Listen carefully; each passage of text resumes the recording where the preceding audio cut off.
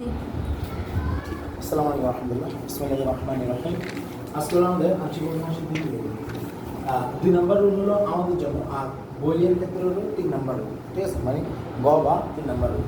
আর প্রকৃত ভগ্নাংশের এটা 2 নম্বর রুল, আর বইয়ের ক্ষেত্রে 3 নম্বর রুল। আমরা প্রকৃত ভগ্নাংশে করতেছি কারণ আমাদের এটা 3 নম্বর রুল। ঠিক আছে, আমাদের জন্য এটা 2 নম্বর রুল। এখন আমরা এই রুলের যে হেডিংয়ে থাকে, এটা যখন পরে বাস্তব এবং একঘাত বিশিষ্ট উৎপাদক থাকে এবং এর পুনরাবৃত্তি হয়। গতকালকে পুনরাবৃত্তি হয়নি, আজকে কি হবে? পুনরাবৃত্তি হবে। তাহলে এটা কিরকম? যেমন আমাকে বললো হর বাস্তব, তার মানে ধরলাম গতকালকের মতো একটা অঙ্ক ধরি, যেমন x+2 আজকে বলতেছে এবং এর পুনরাবৃত্তি হয়। পুনরাবৃত্তি মানে একটা বর্গ চলে আসবে, একটা মান চলে আসবে। সাধারণত আমাদের বর্গগুলো হয়। ঠিক আছে, এর কঠিন আমাদের বলতে যায় না। আর উপরে ধরো একটা x² + 3 দিলাম। রিমেম্বার, এখানে x এর উপরে বর্গ আছে, মানে পুরো উপরে বর্গ, মানে এটা মানে আজকে যেটা x+2 এটা তো x², ভিতরে x² কোনোভাবে আসবে। এই x² x এর সাথে গুণ হলে কত হবে? x³ হয়ে যাবে। তার মানে x এর মাত্রা 3 আছে আর উপরে x এর মাত্রা 2। তার মানে আমাদের এটা প্রকৃত ভগ্নাংশ না? বুঝা গেছে কিনা? এখন এই ব্যাপারটাকে আমরা যদি লিখতে যাই, আমাদের এটা যথারীতি এখানে এই হরের চিহ্ন দেওয়া লাগবে। হরের চিহ্ন দিয়ে আমাদের x+2, এটা হলো আমাদের এই নাম্বার, আর এখানে x+3 এটা প্রথম আমরা বেসিকটা লিখব। রিমেম্বার, এখানে x এর মাত্রা 2 আর এখানে 1 মানে 3, তার মানে আমাদের 3টা মান আসবে। তাহলে এটাকে আমরা প্রথমটা লিখব x+3, পরেরটার জন্য লিখব x+3² এভাবে লিখতে হবে। অর্থাৎ প্রথমে যার পুনরাবৃত্তি হয়েছে তার মূলটা লিখবো, এরপরে তার ওই ঘাতের ব্যাপারটা দেখাবো। যেমন এখানে যদি কিউব থাকতো, আজকে কিউব থাকলে x+3 x+2 + 3 x+3³ বুঝা গেছে? ওকে, তাহলে এটা আমাদের 1 নম্বর সমীকরণ। এর কথা আমরা সমীকরণ 1 নম্বর সমীকরণ। তো এটা যদি যায় 1 নম্বর সমীকরণ গেলে আমাদের প্রথম কাজ কি? আবার আগে মতো এই যে x+2 আর x+3² এটা 1 নং এর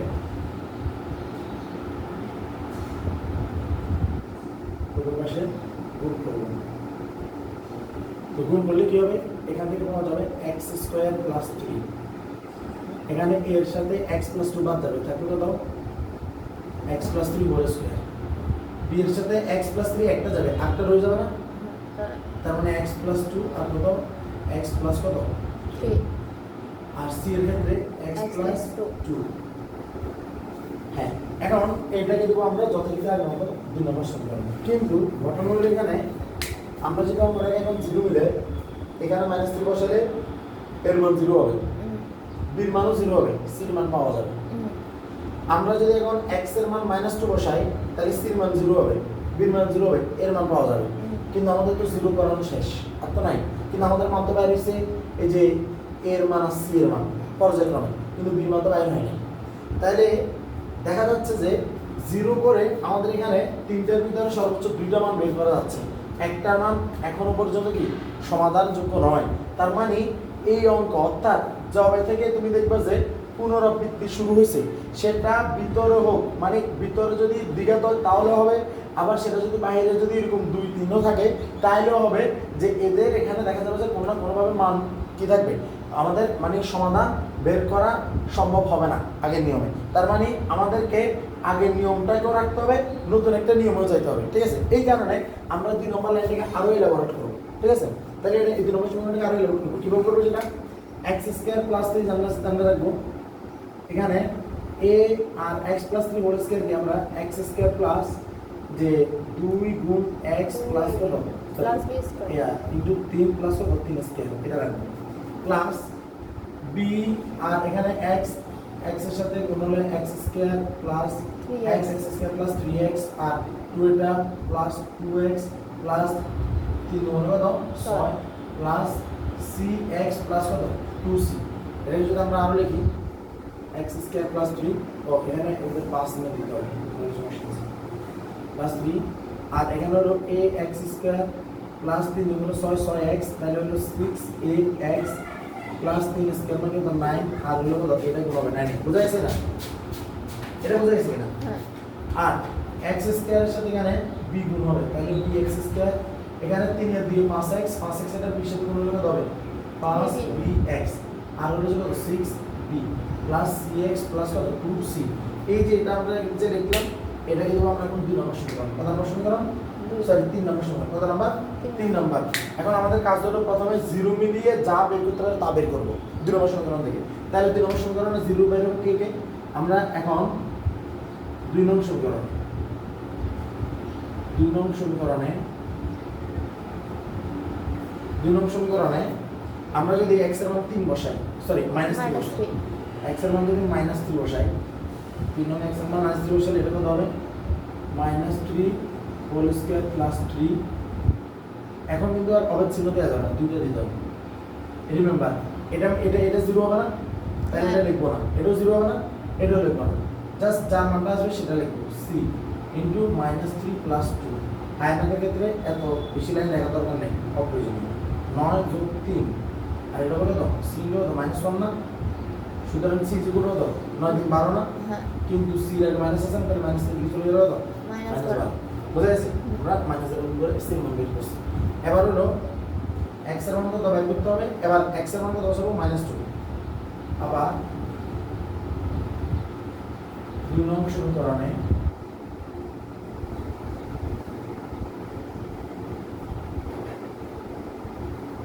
x এর মান -2 বসি -2 বসালে এটা হবে -2 হোল স্কয়ার প্লাস 3 এটা মান আসবে তাহলে মান হবে -2 প্লাস 3 হোল স্কয়ার এটা 0 0 -2 বসালে -2 প্লাস এটা 0 এটা -2 বসালে এটা 0 হয়ে যাবে তার মানে আমাদের মান আসবে শুধুমাত্র এটা তাহলে -2 স্কয়ার মানে হলো 4 প্লাস 3 এখানে হবে a 3 থেকে 2 গেলে হলো কত 1 স্কয়ার এটা লেখার দরকার নাই এটা হলো 7 ইকুয়াল টু a সুতরাং ইকুয়াল টু 7 তাহলে দেখা যাচ্ছে যে আমরা দুইটা মান বের করছি কিন্তু মান বের হচ্ছে c আর a এর এখন পর্যন্ত মান আসে না কার b এর মান আসে নাই এখন আমরা যেহেতু যার মানটা আসে নাই আমরা এবার 3 নম্বর সমীকরণে তাকে বুঝবো তাহলে b কোথায় কোথায় আছে এই যে b আছে bx স্কয়ার এখানে bx আর হচ্ছে 6b এখন আমরা দেখব b এর পাশে চলকের সর্বোচ্চ মাত্রা কত চলকের সর্বোচ্চ মাত্রা হলো x স্কয়ার বুঝা গেছে তাহলে আমরা এই চলকের সর্বোচ্চ মাত্রা কি করব সহগ সমীকৃত করব কি করব সহগ সমীকৃত করব তাহলে 3 নম্বর সমীকরণে এখন দেখেন আসতেছে কিনা দেখো এখন 3 নং সমীকরণে আসতেছে হ্যাঁ হ্যাঁ 3 নং সমীকরণে x স্কয়ার এর সহগ সমীকৃত করে পাই এখন থেকে মনে করা যায় সহগ সমীকৃত শুধুমাত্র প্রথম রুলটা সেকেন্ড রুল মানে অপ্রকৃত ভগ্নাংশ ওইটাতে সহগ সমীকৃত না প্রত্যেকটা জায়গায় সহগ সমীকৃত করতে হয় তাহলে সহগ সমীকৃত করা মানে কি যেখানে যেখানে x স্কয়ার আছে ওইটার ওইটা সহগ আসবে x স্কয়ার আছে এখানে x স্কয়ার আছে এখানে x স্কয়ার আছে এখানে x স্কয়ার না এখানে x স্কয়ার কোথাও আর x স্কয়ার নেই আছে আছে নাই তাহলে সহগ সমীকৃত করতে সমীকৃত মানে গ্রহণ করা তাহলে আমরা x স্কয়ার সহগ নিব তাহলে 3 নম্বর সমীকরণ তাহলে এই সমীকরণ হলো যেটা x স্কয়ার পাশে এখানে কত আছে 1 না এখানে মানে কত আছে 1 আর এটাকে x স্কয়ার আছে যেটা মিলবে না সেটা বাদ যেটা মিলবে সেটা বাদ তার মানে সেটা 0 সেটা কি 0 এখানে আছে তাহলে সহগ কত a তারপরে এখানে b আছে আর আছে x স্কয়ার কোথাও নাই তাহলে সবগুলো 0 তাহলে 0 প্লাস মাইনাস লিখতে দাও 0 তার মানে আমাদের অঙ্ক কার মান দরকার b এর মান তাহলে b গুলো হবে 1 মাইনাস a তাহলে 1 এর মান 1 মাইনাস a এর মান কত 7 সমান 7 সুতরাং b গুলো দাও মাইনাস 6 তাহলে এখন আমরা লম্বতে মানগুলো বসে দেব এর মান আমাদের হচ্ছে 7 তারপর দিলাম -7 তাহলে এখানে একটা মাইনাস দিয়ে এখানে একটা 7 বসে দিই আর c মান রিমেম্বার আমি তো এখানে লিখছি তোমার এগুলো খাতা লেখা লাগবে ঠিক আছে c মান হলো মাইনাস কত 12 এবং এখানে লিখব -3 এখানে 12 লিখব বুঝা গেছে আল্লাহর মতে আর কি বুঝা দেয়া লাগবে তাহলে আরেকবার লাস্টবার বলি সেটা হলো যখন হরে বাস্তব এই যে 2 3 এগুলো হলো বাস্তব সংখ্যা এখানে মাইনাস থাকতে পারে কোনো সমস্যা নেই মাইনাস টু মাইনাস 3 দিতে পারি একগাল বিশেষ উৎপাদক এই যে x এর উপর ঘাত 1 x এর উপর ঘাত 1 রিমেম্বার ওইটা কিন্তু এখানে কাউন্ট না কাউন্ট হলো যে ভিতরে কি আছে সেটা একটা জিনিস উৎপাদক থাকে এবং এর পুনরাবৃত্তি হয়। পুনরাবৃত্তি মানে একটা উৎপাদকে দাঁড়িয়ে পুনরাবৃত্তি আছে। এখন আমরা এখানে নিয়ম করি, যেমন x প্লাস হোল স্কয়ার এখানে দেখতে পারতাম, x প্লাস 2 এখানে দেখতে পারতাম না। সাধারণত এত বেশি এটা ইয়া হয় না, কিন্তু আমরা সাধারণত কি করি, মানে আমি করানোর সময় স্টুডেন্টদেরকে সবসময় যেটাকে পুনরাবৃত্তি সেটাকে পিছনে নিয়ে যাই, পিছনে নিয়ে এগুলো অঙ্কটা একটু সাজাতে সুন্দর হয়। তো তখন আমরা এটাকে a ধরছিলাম, a বাই x প্লাস 2, এটাকে প্রথমে মূলটা লিখবো, মূল কত x প্লাস 3, তাহলে b by x plus 3 plus x plus 3 whole square c by x plus 2 whole square. আর আমাদের নিয়ম হলো কি, মূল নিয়ম হলো যেটা হর আছে হরেরটা উভয় পাশে গুণ করব, তাহলে তিনটা পদ আমরা যদি হর গুণ করি এটার সাথে গুণ করে কাটাকাটি যে x স্কয়ার প্লাস 3 থাকবে, এখানে x প্লাস 2 কাটাকাটি যে থাকবে x প্লাস 2 হোল স্কয়ার, আর এইটা থাকবে, আর ওই যে মাঝখানের কথা আগে b ছিল, b এর সাথে দেখা গেছে আসছিল কত x প্লাস 3, তাহলে x প্লাস 3 একটা যাবে আরেকটা থাকবে, আর x প্লাস 2 তো থাকবেই, আর c এর সাথে x প্লাস 2 থাকবে কারণ x প্লাস 2 হোল স্কয়ার কাটাকাটি গেছে। এরপরে আবার আমরা এখান থেকে 2 নম্বর সমীকরণটা দেওয়ার পর আমরা এখানে দেখতেছি যে শুধু x এর মান -3 বসাইলে c এর মান পাওয়া যাবে আর এর মানকে 0 করা যাবে, আর x এর মান -2 বসাইলে c এর মান 0 করা যাবে, এর মান পাওয়া যাবে, b এর মান বরাবরই 0 হচ্ছে। তাহলে আমরা এই কারণে এই 2 নম্বর সমীকরণটাকে আরো বেশি বাড়াইলাম, বাড়িয়ে শেষ পর্যন্ত সাধারণ বীজগাণিতিক নিয়মে এই 3 নম্বর সমীকরণ দাঁড় করাইলাম। তো 2 নম্বর সমীকরণে যে 0 করে মিলানো, 0 করে মিলিয়ে আমরা c এর মান পাইলাম আর এর মান পাইলাম, কিন্তু আমাদের b এর মান আসলো না, কিন্তু আমরা এটা আগে থেকে আন্দাজ করতে পারছি কারণ 3 নম্বর সমীকরণ দিলাম। 3 নম্বর সমীকরণে আমরা b এর কি করব, এখন মান তো বেশি 0 করা যাবে না, তাহলে b এর চলকে আমরা গেছি, চলক হলো x, এখন b এর চলকের সর্বোচ্চ মাত্রা কত খুঁজে বের করছি, সর্বোচ্চ মাত্রা হলো 2 মানে x স্কয়ার। তাহলে আমরা এবার এই পুরো সমীকরণে x স্কয়ার খোঁজ করব, x স্কয়ার খোঁজ করে x স্কয়ারের সহগ সমীকৃত করব। সহগ সমীকৃত মানে কি, এই নিয়মটা হলো সহগ মিললে মানে x স্কয়ার মানে যার সহগ সমীকৃত করব সে যদি মিলে তাহলে তার সহগ আসবে, যদি না মিলে তাহলে সে 0 হয়ে যাবে। তাহলে x স্কয়ার এখানে তিনটা জায়গায় আছে শুধু x স্কয়ার a b, তাহলে x স্কয়ার এখানে পাশে হলো 1, তাহলে তার সহগ হলো 1, এই আরগুলোতে x স্কয়ার নাই ওটা 0, এখানে x স্কয়ার আছে তাহলে সহগ হলো a, a কে নিয়ে নিলাম, এখানে b আছে তাহলে b কে গ্রহণ করলাম, আর কোনটাতে x স্কয়ার নাই ওটা সবগুলো 0, তাহলে 1 = a + b, তাহলে b = 1 - a, আর 1 - এর মান তো আমরা বের করছিলাম 7, তাহলে এই -6 দাঁড়ায়। এরপর আবার আমরা পরবর্তীতে এই b c মানগুলো বসাবো। বোঝা গেছে আল্লাহর মতো? ওকে, এটা অফ করি।